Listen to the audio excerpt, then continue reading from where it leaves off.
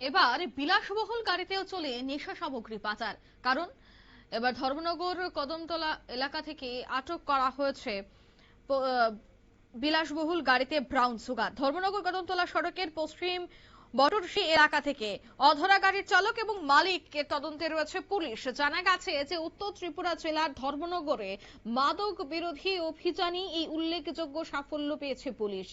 যে জায়গায় 12 gram brown sugar উদ্ধার করা হয়েছে একটি বিলাসবহুল গাড়ি থেকে। ঘটনাকে কেন্দ্র করে এলাকায় চাঞ্চল্য সৃষ্টি হয়েছে। পুলিশ সূত্রে জানা যায় যে গভীর রাতে কদমতলার দিক থেকে ধর্মনগরের দিকে আসা AS04R4649 নম্বরের একটি গাড়িতে মাদক পাচারের খবর পেয়ে ধর্মনগর থানার পুলিশ পশ্চিম বটরশী এলাকায় ভারত পেট্রোলিয়াম পাম্প সংলগ্ন স্থানে অভিযান চালায়। আর সেই ঘটনাস্থলে পৌঁছে পুলিশ দেখতে পায় যে গাড়িটি রাস্তার পাশে পরিত্যক্ত অবস্থায় দাঁড়িয়ে রয়েছে।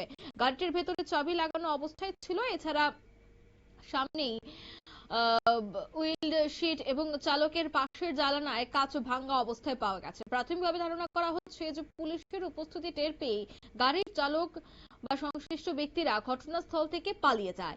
তল্লাশির সময় গাড়ির ভেতর থেকে একটি প্যাকেটে রাখা প্রায় 12 গ্রাম ব্রাউন সুগার উদ্ধার করা হয়েছে। ঘটনাটি বিবেচনা করে দেখছে ফরেনসিক টিম। তবে ফরেনসিক টিমের পক্ষ থেকে এখনো পর্যন্ত কোনো ধরনের কোনো বিষয়টা জানা যায়নি। তবে কি উঠে আসছে বিস্তারিত সংশ্লিষ্টরা কি বলছেন শোনাবো।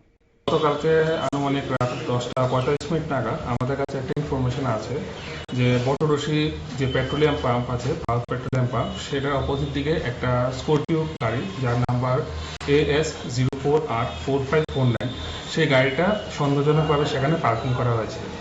তারপর আমরা সেই ইনফরমেশন মোতাবেক আমরা সেই জায়গাতে police officer S A Rajib Adhikari যান এবং সে এনডিপিএস ধারার যে সমস্ত নিয়ম আছে সেইগুলা মেনে সেই গাড়িটাকে আমরা সার্চ করি ইন প্রেজেন্স অফ উইটনেসেস এবং এক্সিকিউটিভ ম্যাজিস্ট্রেট এবং ফরেন্সিক টিম সহকারে।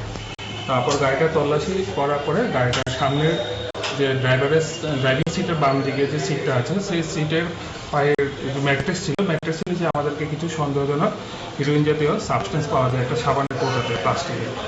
তারপর আপনারা শুনতে পেলেন তাদের পুলিশের বক্তব্য। তবে বিষয়টি তদন্তের আওতায় রাখা হয়েছে। ফরেনসিক পরীক্ষার পর গাড়িটি বাজেয়াপ্ত করে ধর্মনগর থানায় নিয়ে যাওয়া হয়েছে। এই ঘটনায় একটি নির্দিষ্ট ধারায় মামলাও রুজু করে তদন্ত শুরু করেছে পুলিশ। তবে গাড়িটির মালিক এবং চালক এছাড়া মাদক পাচার চক্রে জড়িত ব্যক্তিদের শনাক্ত করতে এবার পুলিশ কত তদন্ত শুরু করতে পারে সেটাই দেখার।